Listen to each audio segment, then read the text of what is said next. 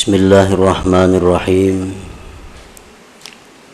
Alhamdulillahi musabbibil asbab, al-fatihi lil abwab.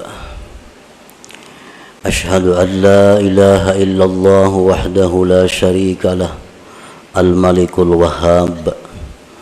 Wa ashhadu anna sayyidana Muhammadan abduhu wa rasuluhul awwab.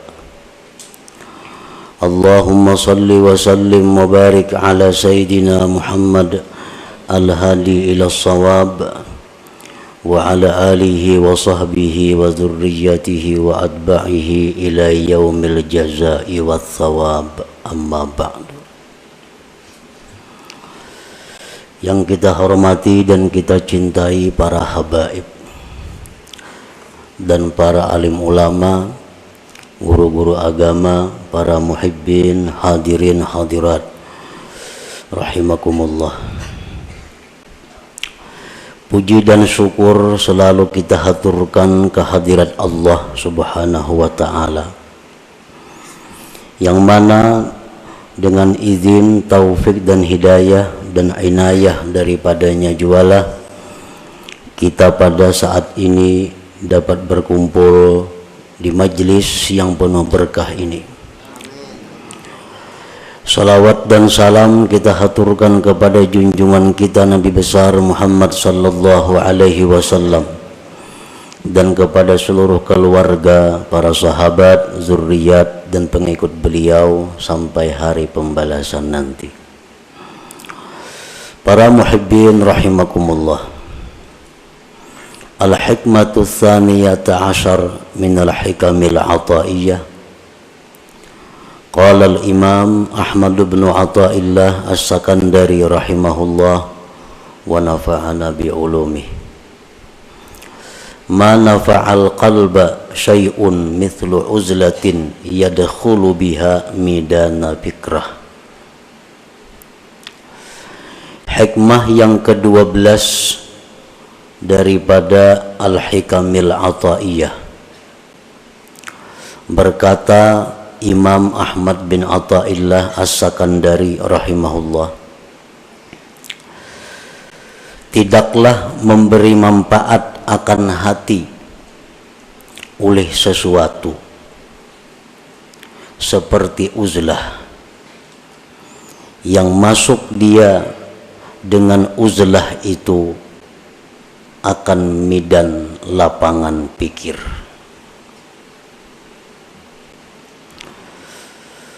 Tidaklah memberi manfaat akan hati oleh sesuatu seumpama uzlah mengasingkan diri daripada manusia, yang mana dia masuk dengan uzlah itu akan midan lapangan fikrah, berpikir. Itulah tarjamah atau makna daripada hikmah yang ke-12 ini. Adapun syarah atau penjelasan daripada hikmah yang ke-12 itu adalah la syai'a anfa'a lil qalbi min uzlatin ay khalwatin mashubatin bitafakkur. Tidak ada sesuatu yang lebih bermanfaat untuk hati daripada uzlah, artinya khalwat, menyendiri, menjauh daripada manusia, yang disertai dengan tafakkur. Nah, para muhibbin rahimakumullah, di dalam diri kita ini ada yang disebut dengan qalbun, hati. Yang dimaksud dengan hati itu bukan segumpal daging yang ada di dada sebelah kiri kita, tetapi yang dimaksud dengan hati itu adalah sesuatu yang dinisbahkan kepada Allah Subhanahu wa ta'ala, yang berada di dalam diri kita, yang dengan hati itu kita bisa mengetahui mana yang baik, mana yang buruk, mana yang menuju surga, mana yang menuju neraka. Nah, hati kita itu apabila baik, maka baiklah seluruh anggota tubuh kita. Tetapi bila hati kita ini rusak, maka rusaklah seluruh anggota tubuh kita. Imam Ahmad bin Athaillah menyebutkan di dalam hikmah yang ke-12 ini adalah tentang hati yang rusak. Hati yang rusak itu adalah hati yang seringkali lupa kepada Allah. Hati yang hanya memikirkan kepentingan-kepentingan sesaat, namun melupakan akibat. Nah, ini hati yang rusak. Dan hati yang rusak inilah yang ada pada diri kebanyakan kita. Hati yang demikian yang rusak itu kalau ingin selamat maka mesti diobati. Agar bisa hati kita ini selalu ingat kepada Allah, selalu ingat kepada Rasulullah sallallahu alaihi wasallam, dan selalu memikirkan tentang yaumil akhirah, hari akhirat. Nah, bagaimana caranya memperbaiki hati yang rusak itu? Beliau mengatakan bahwa yang paling bermanfaat, yang paling mujarab untuk mengobati hati yang rusak itu adalah uzlah atau khalwat.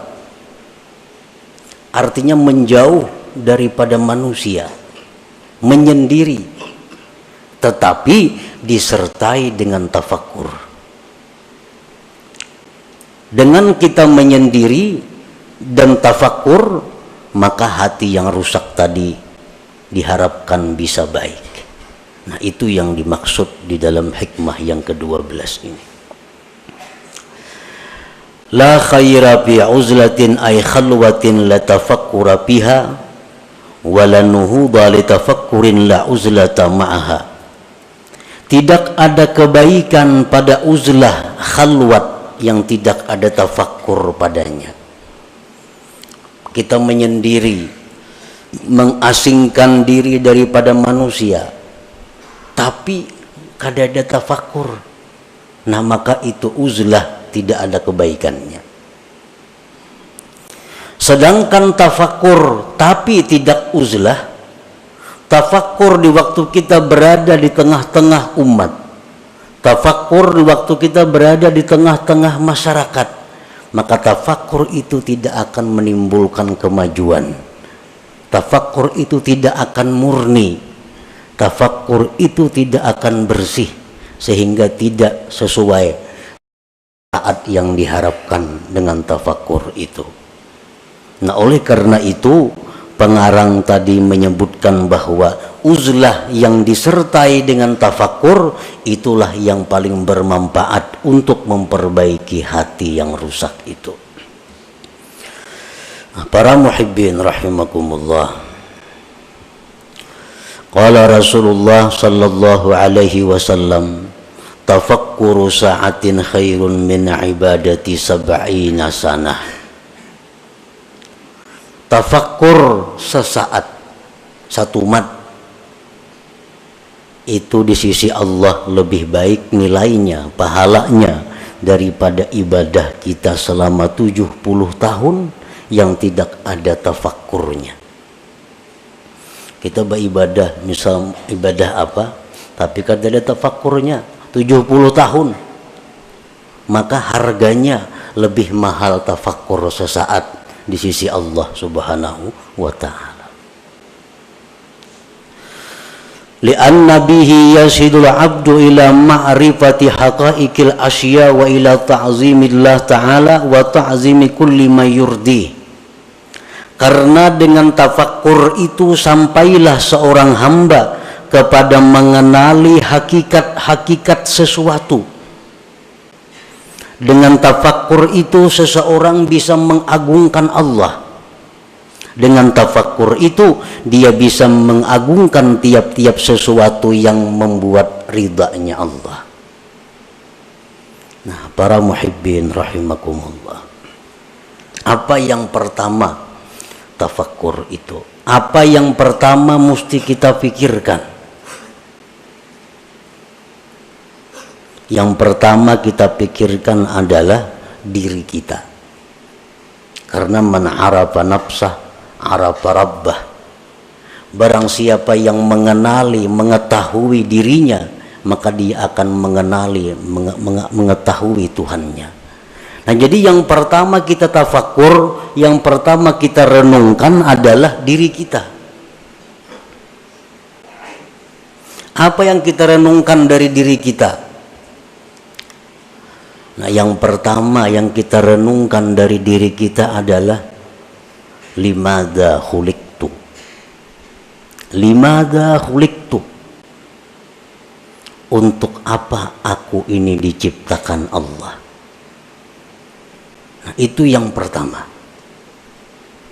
Di waktu kita khalwat, di waktu kita sendiri, di waktu kita mengasingkan daripada manusia, kita tafakkur, kita berpikir, limadza khuliqtu, untuk apa aku ini diciptakan Allah? Dulunya kadada, sekarang ada. Untuk apa aku diadakan oleh Allah ini? Nah, itu yang perlu kita gali daripada diri kita. Itu yang perlu kita mantapkan daripada diri kita. Untuk apa kita dicipta oleh Allah? Sebahagian manusia ada yang merasa bahwa dia hidup itu untuk mengumpul harta. Dia beranggapan bahwa dia diciptakan Allah hanya untuk mengumpul harta. Sehingga sebagian besar waktunya dihabiskannya untuk mengumpul harta.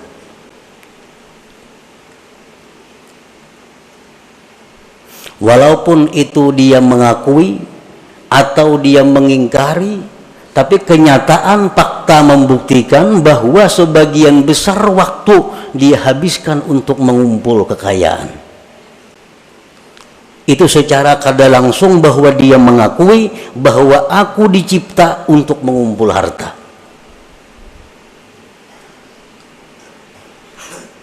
Jam 8 sampai jam 5 dihabiskan waktunya untuk berusaha mencari duit. Kena malam kauyuhan guring, bangun kena pukul 7. Nah, orang semacam ini secara isyarat bahwa dia mengatakan aku dicipta untuk mencari duit.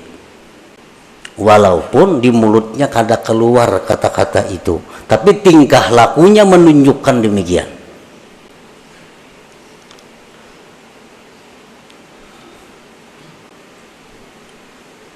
Nah, itu yang kita renungi. Apakah bujur seperti itu? Apakah benar kita dicipta oleh Allah untuk mencari duit? Nah, itu yang perlu tafakkur. Yang pertama kita renungi hidup kita. Kita renungi berapa umur kita habiskan. Kita mengakui bahwa kita ternyata hidup ini adalah untuk duniawi semata-mata. Akhirat ada, tapi porsinya kecil, porsinya sedikit. Nah, makanya tafakkur itu nilai pahala di sisi Allah sangat besar. Limadza khuliqtu, untuk apa dicipta? Ibrahim bin Adham, sewaktu beliau berburu. Beliau adalah seorang bangsawan yang sukanya berburu. Suatu hari beliau berburu dengan perbekalan, perlengkapan yang lengkap, berangkat ke hutan. Di tengah jalan beliau ada mendengar hatib. Hatib itu artinya suara tanpa kelihatan orangnya. Suara itu, ya Ibrahim, alihada khuliqta, apakah untuk ini engkau dicipta Allah? Apakah engkau dicipta untuk berburu? Ibrahim bin Adham tersadar bahwa ternyata selama ini hidupku kusia-siakan. Berpaling beliau kembali dan meninggalkan seluruh yang ada, lalu mengembara ke tengah hutan belantara untuk mencari hakikat, mencari kebenaran. Nah, para muhibbin rahimakumullah, kita diciptakan oleh Allah, wa ma khalaqtul jinna wal insa illa liya'budun. Tidak kujadikan jin dan manusia itu, ujar Tuhan, melainkan untuk ibadah. Nah, untuk ibadah. Jadi kalau kita bertanya kepada diri kita, untuk apa aku diciptakan Allah? Jawabnya, untuk mengabdi kepada Allah. Nah, untuk mengabdi kepada Allah. Nah, itu bisa didapat, bisa digali dengan tafakkur.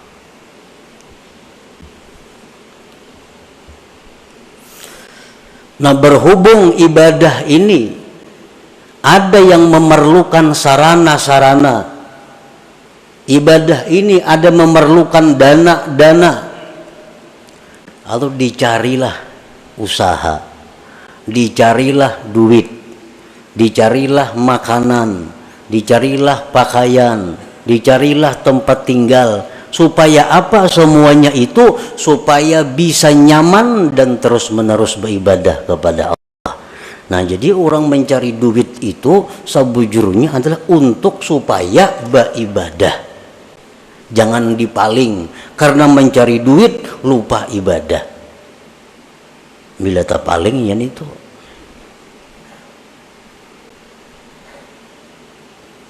Nah, jadi yang pertama tafakkur itu dulu. Kita mengenali diri kita, tugas kita apa?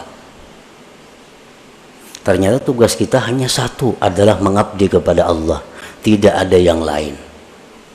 Allah kadang memberi tugas kepada kita untuk mencari duit. Allah kadang memberi tugas kepada kita untuk berusaha itu ini kadang. Tapi yang ditugaskan Allah kepada kita hanya adalah ibadah kepada Allah. Dan Allah menjamin dalam banyak ayat di Al-Quran bahwa Allah akan memberikan rezeki, memberikan kecukupan kepada mereka-mereka yang ingin beribadah kepada Allah.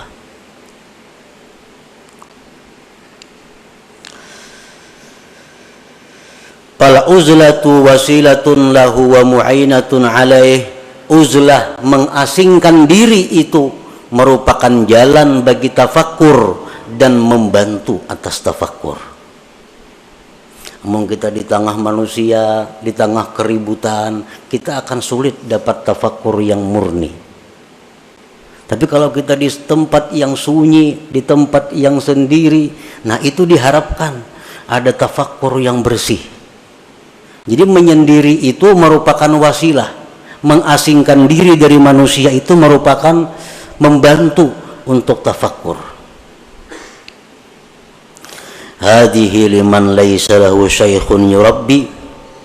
Ini uzlah bagi orang yang tidak punya guru yang membimbing dia. Wa illa, jikalau dia punya guru, pamukhalatatus syekh wa mukhalatatul ikhwanil ladzina yu'inunah anfa'u wa aslahulah. Jika dia ada punya guru, nah maka bergaul dengan guru, bergaul dengan kawan-kawannya, maka itu lebih bermanfaat dan lebih baik baginya daripada uzlah.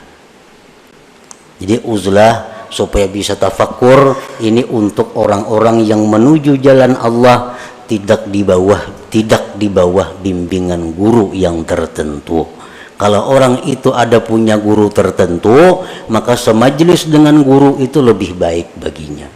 Bergaul dengan guru itu lebih baik baginya, lebih bermanfaat baginya. Nah, para muhibbin rahimakumullah.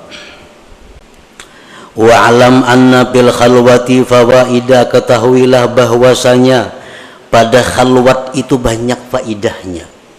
Kita mengasingkan diri, kada umpat perkumpulan-perkumpulan, kada umpat partai, kada umpat handil, kada umpat arisan, kada umpat itu banyak faidahnya. Pertama, hifzul qalbi minar riya wal mudahanah wa ghairiha minal amrad. Pertama, faidahnya kita mengasingkan diri itu terpelihara hati daripada riya. Kan riya itu minta lihat orang. Amun seorangan siapa yang melihat? Selamat hati daripada riya, daripada mudahanah, dan selainnya daripada penyakit-penyakit hati, sum'ah. Nah, selamat. Yang kedua, faidahnya uzlah itu hifzul basar min afatil manzurat, terpeliharanya mata daripada bahaya-bahaya yang dipandang. Li'anna an-nazara ilal asya yujibu tafriqatal qalbi, karena memandang kepada sesuatu itu menimbulkan terbelahnya hati. Kalau kita khalwat, napa nang kita lihat? Ada. Lalu hati kita jadi terpukus karena mata kita kadang-kadang dilihatnya. Nah, makanya sembahyang disuruh menjangangi tempat sujud. Supaya apa? Supaya mata ini jangan melihat yang macam-macam. Karena bila mata melihat macam-macam, kena hati jadi macam-macam juga. Nah, dengan adanya kita khalwat, dengan adanya kita bersendiri, nah apa yang kita lihat? Nah, selamat mata. Yang ketiga, as-salamah min afatil lisan kal ghibah wan namimah wa ghairiha minal muhlikat. Selamat daripada penyakit atau bahayanya lisan seperti ghibah, nyambeti orang, namimah, anjur atar, dan selainnya daripada yang membinasakan. Kita bakhalwat, siapa dipandiri? Kada denang dipandiri. Nah, selamat dulu mulut kita daripada menyambat orang, daripada menganjur atar orang. Qala Nabi sallallahu alaihi wasallam, aktsaru khataya ibni Adam bilisanih, kebanyakan dosa manusia itu di lisannya. Dengan uzlah atau khalwat, lisan kita selamat. Yang keempat, keuntungannya kita menyendiri, as-salamatu min suhbatil asrar, kita selamat daripada bersahabat dengan orang-orang jahat. Orang-orang jahat ini contohnya orang-orang yang ahli riba itu orang-orang jahat, orang-orang peminum orang-orang jahat, orang-orang rentenir orang-orang jahat, orang-orang zalim orang-orang jahat. Ahli zina itu orang-orang jahat. Nah, bila kita menyendiri, kita kada tagaul lawan itu. Tapi amun kita bagaul, nah bisa kemungkinan kita bersahabat dengan mereka itu. Lianna sohbatahum fasadun azim bidinih, karena bersahabat dengan orang-orang yang jahat itu kerusakan yang besar pada agama kita. Kalau kita nih akrab lawan orang penzina, itu agama kita rusak. Akrab dengan orang nang katuju riba, agama kita rusak. Akrab dengan orang zalim, agama kita rusak. Akrab dengan pejabat nang korupsi, agama kita rusak. Tanpa kita sadari. Qala ba'duhum ma fasada man fasad illa bi suhbati man fasad. Tidaklah rusak orang yang rusak itu melainkan sebab bakawan lawan nang rusak. Umumnya orang tuh rusak karena bakawan nang rusak. Nah kalau kita bauzlah, kita khalwat, kada bergabung dengan manusia, kita selamat.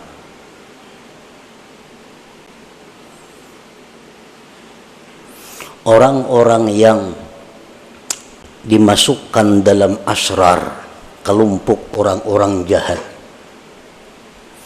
itu pandangan matanya itu bisa menularkan kejahatan kepada kita, terutama kita nang kada kuat keimanannya. Orang nih, orang jahat, jangan lawan kita berjauh aja lagi. Pandangannya itu bisa mendatangkan laknat Allah kepada kita. Apalagi kekanakan halus-halus tuh. Jangan nak dijapa-japa ya orang nangka itu. Karena keringat mereka itu adalah keringat yang dilaknat oleh Allah. Jadi bahaya bersahabat akrab dengan orang-orang yang masuk dalam gulungan asrar, yang sudah dianggap orang-orang jahat itu. Pandangan matanya bisa merusak agama kita, apalagi sentuhannya maginnya lagi, apalagi memakai bekas pakaiannya maginnya lagi, minjam kendaraannya bahaya lagi.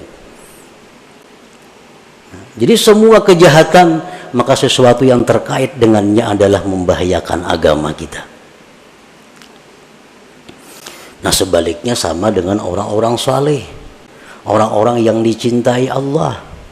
Pandangan mereka itu mendatangkan rahmat. Keringat mereka, keringat mendatangkan rahmat. Semua apa yang bekas mereka adalah rahmat. Makanya orang nang mati, jadi dalam kitab fikih, orang tuh mati disunatkan membawa sesuatu bekas orang saleh. Itu kan kita fikih ada tuh. Orang mati disunatkan membawa sesuatu bekas orang saleh. Bekas kainnya kah, bekas apanya kah. Misal kita mati minta kupiah, kupiah bekas orang saleh. Nah itu memberi manfaat. Kalau orang mati aja memberi manfaat, apalagi orang hidup. Bekas orang saleh. Nah demikian sebaliknya orang-orang jahat pun demikian.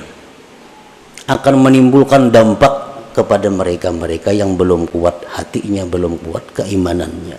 Nah dengan kita khalwat, kita terhindar daripada bersahabat dengan mereka itu. Yang kelima, keuntungannya khalwat adalah at-tafarrug lil ibadah wa tamakkunul mudawamah 'alaiha. Dengan adanya kita khalwat, kita bisa lapang beribadah dan kawa terus-menerus beribadah. Misalnya kita membaca zikir 5.000 sehari. Kalau kita menyendiri kita kawa. Tapi kalau kita bergaul tengah masyarakat, nah sewaktu-waktu kita ada kada baca karena ada acara ini, acara itu, acara ini. Apalagi macam-macam mengikuti ketua ini, ketua itu, ketua ini, bermacam-macam organisasi, kada baca wirid lagi. Jadwal ini ada rapat itu, jadwal ini ada acara itu. Nah kalau kita khalwat, bisa ibadah kita tuh mudawamah, bisa terus menerus. Ibadah yang mudawamah itulah yang dicintai oleh Allah Subhanahu wa Ta'ala, walaupun sedikit. Yang keenam, faidahnya kita khalwat, siyanatu nafsihi wa dinihi minal khusumat. Dengan adanya kita khalwat, diri kita, agama kita terpelihara daripada pertengkaran-pertengkaran. Kadang mau tapahual, saurangan siapa dihuali, siapa nang mahuali. Nah, bahual itu merupakan sumber datangnya macam-macam kejahatan, seperti bermusuhan, bermarah-marahan, berdengki-dengkian. Nah, semua itu sifat yang membahayakan. Yang ketujuh, rahatul qalbi wal badan. dengan adanya khalwat menyendiri itu hati kita lapang, badan kita pun lapang. Yang kedelapan, husuluz zuhdi wal qanaah. Orang yang khalwat ini akan diberi Tuhan zuhud dan qanaah. Kenapa kita kada kawa zuhud? Kenapa kita kada kawa qanaah, kada merasa cukup lawan nang ada? Karena kita begaul. Melihat orang makai ini hendak nukar lu behimat mencari duit. Melihat orang ini hendak nuruti ka itu, duitnya kada ada, behimat kina mencari duit. Berhutang masih itu kamari. Nah, karena pergaulan. Dengan adanya kita khalwat atau uzlah, selamat dari itu. Yang kesembilan, wujdanu halawatit ta'ah. Nah, didapatnya manis taat. Nah, ini yang penting. Kita khalwat itu, kita menyendiri itu beribadah jadinya manis. Beribadah tuh nyaman.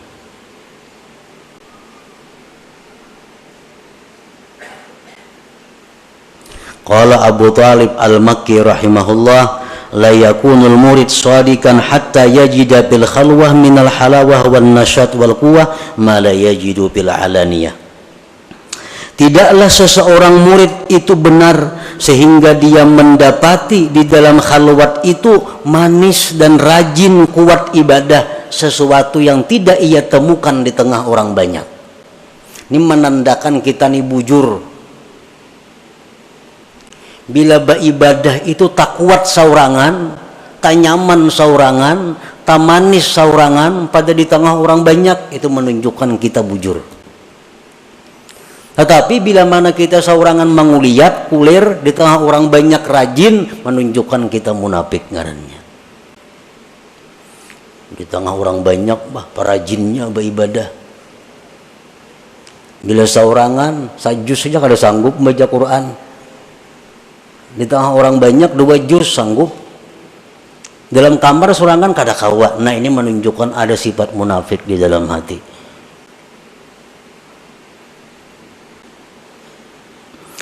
Yang ke-10, faidahnya uzlah at-tamakkun minat tafakkuril khalis ad-daim wa huwal maqsudul a'zam bil khalwah. Bisa kawa tafakkur yang murni, yang terus-menerus, itulah tujuan yang besar di dalam khalwat, di dalam uzlah itu. Nah, para muhibbin rahimakumullah, uzlah atau khalwat artinya menyendiri daripada orang. Dan itu kada semua orang bisa melakukannya. Menyendiri. Seseorang bertanya kepada gurunya, kaifat tarik ila tahqiqil ibadah wa tahsili halawatiha. Ujar si murid ini, wahai guru, bagaimana cara supaya bisa ibadah itu mantap dan manis? Ujar gurunya menjawab, qala syekh, la tanzur ilal khalqi wa khassatan abna'ad dunya. Kalau ikam hendak mantap beribadah, hendak manis, jangan memandang kepada makhluk, terutama orang-orang yang cinta dunia. Jangan dipandang, maiti aja jangan. Jadi jangan murid kada sanggup, wahai guru, urun di pasar begana, berdagang, macam-macam nang dihadapi kayak apa? Kenapa garang maka kada boleh memandang orang-orang yang cinta dunia itu? Ujar gurunya, fa innan nazar ilaihim zulmah. Memandang kepada orang-orang yang cinta dunia itu menimbulkan gelap di dalam hati kita. Nah, memandang aja sudah bahaya. Kada sanggup nang murid ini. Hidupnya kada di kampung, hidupnya kada di hutan, hidupnya di tengah masyarakat dan berusaha. Nah, kalau ikam kada sanggup, ini barang pala tasma' kalamahum. Ayo kita memandang mereka, tapi jangan mendengari pembicaraan mereka. Jangan dengari perkataan-perkataan ahli dunia. Kada kau melihat TV lagi tuh, berita-berita. Kenapa garang kada kau kada boleh mendengari pembicaraan ahli dunia itu? Fa inna kalamahum kaswah. Pembicaraan orang cinta dunia itu menimbulkan keras hati kita. Kita ini menalinga orang bepandir dolar, pandir emas. Orang bisi emas kada, dolar kada. Ini menalinga mana. Itu membuat hati kita keras.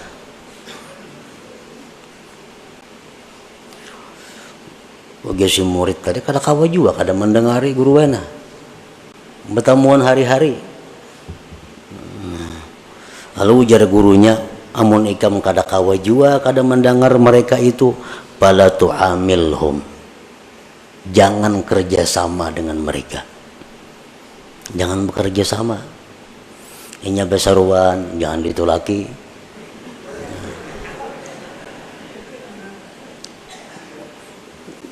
Orang-orang bakhil tuh, orang-orang bakhil. Besaruan jangan ditulaki. Kenapa? Makanannya itu daun penyakit. Itu ujar Nabi medahkan. Orang bakhil itu makanannya itu penyakit. Kayak mengetahui orang tuh bakhil kadanya. Tahu ini di kampung tuh kadang alih kada. Bila kada terdengar menyumbang, kada terdengar baruhan, bakhil ngarannya. Orang hadi tulaki. Orang udah biasa baruhan tuh bakhil ngarannya. Nah, inya baruhan jangan tulak penyakit. Itu jar Nabi kita medahkan itu. Makanan yang dihidangkan dari orang bakhil itu daun penyakit. Namun ikam kada kawa kada memandang mereka, kada kawa kada bepandir lawan mereka, jangan kerjasama.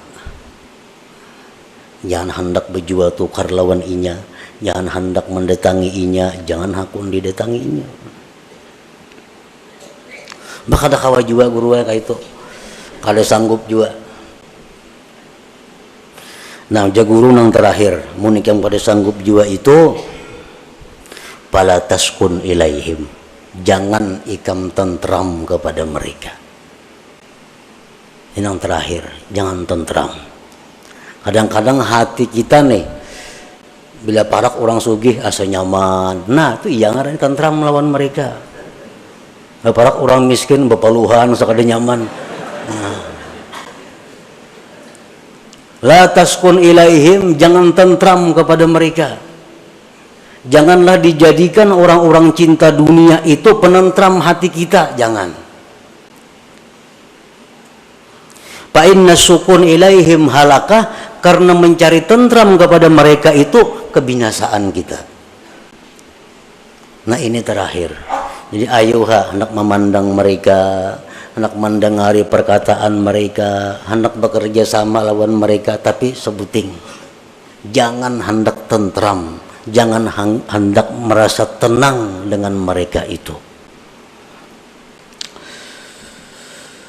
La yajidu halawatal ibadah man kana qalbuhu sakana ila ghairillah, tidaklah bisa mendapatkan manisnya ibadah orang nang hatinya itu tentramnya kepada selain Allah. Orang tuh hatinya tentramnya bukan lawan Allah. Nah, orang ini ibadahnya kada mau manis. Tapi bila orang ini menyebut Allah tentram hatinya, menyebut Allah senang hatinya, nah orang seperti ini nang bisa dapat manisnya ibadah itu. Nah, jadi amun kada kawa bakhalwat, ini nang kita pakai. Jangan hendak mencari ketentraman, ketenangan kepada makhluk Allah, terutama abnaud dunia, orang-orang yang cinta kepada dunia itu. Nah, itulah sebagian yang dimaksud daripada hikmah yang ke-12 daripada Al-Hikamul Ata'iyah. Selanjutnya hikmah yang ke-13. Ila hadratin Nabi sallallahu alaihi wasallam al-Fatihah. Iyyaka na'budu wa iyyaka nasta'in.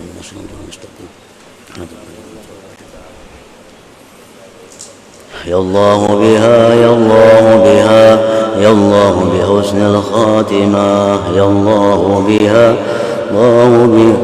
يا الله بحسن الخاتمة يا الله بها يا الله بها يا الله بحسن الخاتمة فيا أيها الرجل منه شفاعة صلوا عليه وسلموا تسليما اللهم صل وسلم